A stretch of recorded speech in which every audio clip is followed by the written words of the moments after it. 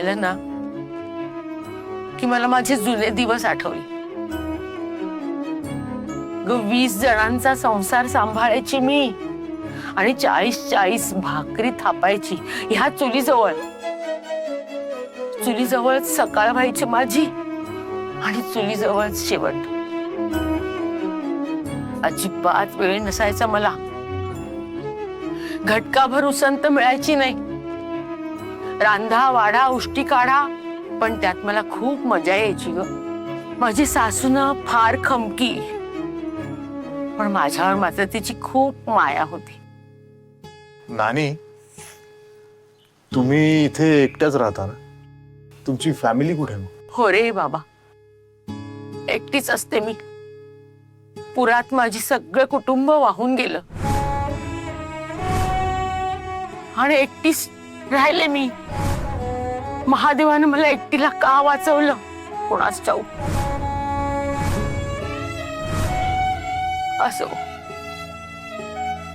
आला दिवस ढकलते, दुसरं काय। नानी, अहो तुम्ही या वयातही किती सुंदर आहात, मग तरुणपणी तर किती जास्त सुंदर असाल। नाही ग, मी सुंदर नाही दिसत आहे। तू खूप सुंदर आहेस आणि खूप रूपवान सुद्धा। एक सांगू का, मला तर तुम्हा दोघांकडे बघून असं वाटतंय की शंकर पार्वती सारखं आज तुमचंही लग्न झालंय।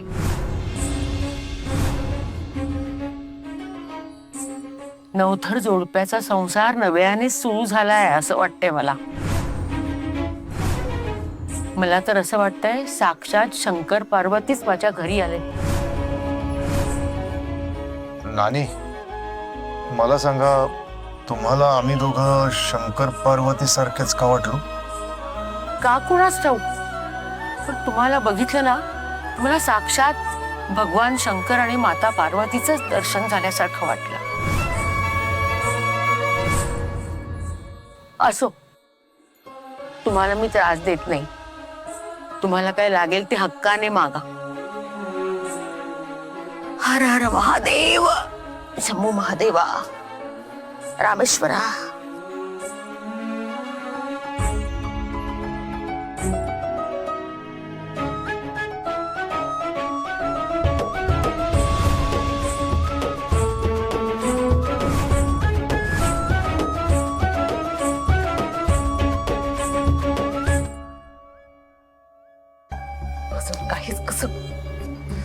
काहीच कसं कळत नाही, काय घडलं असेल तिकडे।